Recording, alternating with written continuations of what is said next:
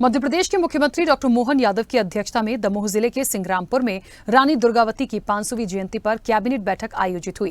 Cabinet की बैठक में कई अहम प्रस्ताव पर मुहर लगी, तो वहीं एक जनसभा के दौरान डॉक्टर मोहन यादव ने लाडली बहनों के खाते में 1574 करोड़ रुपए की राशि भी ट्रांसफर की।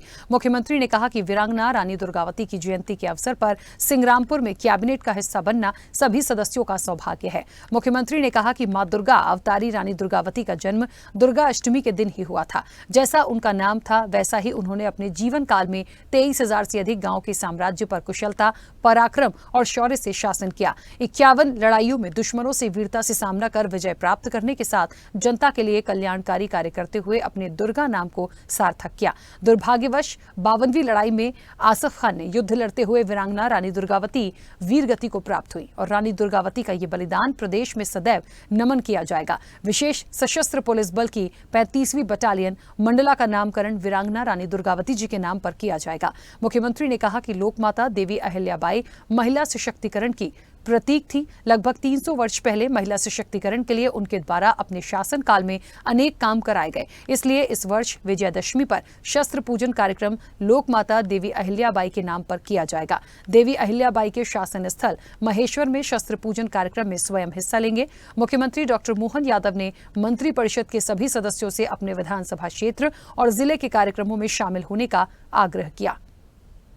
इतिहास को जोड़ करके भविष्य की इमारत बनाने के लिए आज कितना अच्छा लगा। लाडली बहनाओं के खाते में पैसे क्या आए, ऐसा लगा कि हमारी आज ही राखी बन गई। आप सबको बधाई देता हूं, आप सबको वंदन करता हूं, अभिनंदन करता हूं कि 2024-25 में हमारी सरकार द्वारा 18,984 करोड़ से ज्यादा की राशि का लाडली बहनाओं के लिए प्रावधान किया। जोरदार अभिनंदन करो। 18,500 करोड़ एक तरह से मानो तो किसको कहते हैं। ये पैसा इसलिए रखा है, हमने कहा कि एक एक बहन के जीवन में जब हमने कहा कि उनकी राशि मिलेगी, उनके खाते में आएगी, तो दुनिया की कोई ताकत रोक नहीं सकती है। मुझे इस बात की प्रसन्नता है कि हमारे अपने इसी दमोह की धरती पर आज 2,50,000 से अधिक लाडली बहना है। जोरदार अभिनंदन करो। 2.5 लाख हो जाती है।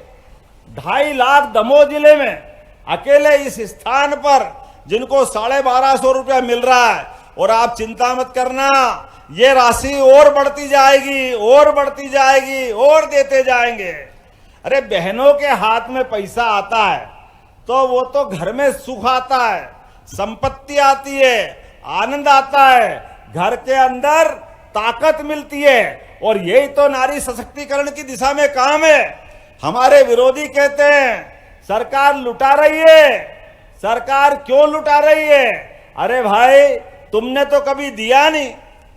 तुमको तो सदैव लाडली बहनाओं की योजना में शंका ही शंका मिलती थी। तुमको जब हम बोलने खड़े होते हैं या हमारी बात आती है तो तुम्हारी छाती पे सांप लौटता है। तुम हमेशा उसके बारे में प्रश्न खड़ा करते हो। लेकिन ये हमारी भाजपा की सरकार है। अब हमारी सरकार में जो जुबान दिए, एक एक घोषणा को सही सिद्ध करके रहेंगे। कभी इस तरह की योजना में कोई कमी नहीं आएगी। अभी हमारी सरकार विचार कर रही है, आने वाले समय में ये तो 1250 है, हमारी बहनों को हाथ में पैसा आए तो आने वाले समय में मोदी जी के लिए जोरदार तालियां बजाओ, जिनके माध्यम से योजना बन रही है। 1250 नहीं, आने वाले समय में तो लखपति बहनें बनाएंगे। लखपति बहनें, ये योजना हमारी आगे काम कर रही है। जीवन में जन्म तो परमात्मा देता है, लेकिन सरकार के माध्यम से जीवन में आने वाली छोटी मोटी परेशानियां को हल करके अपनी भावी पीढ़ी को अपने कदम से कदम मिला के लिए चलने के लिए प्रेरित करें। इस बात के लिए हमारी सरकार सदैव संकल्पित है।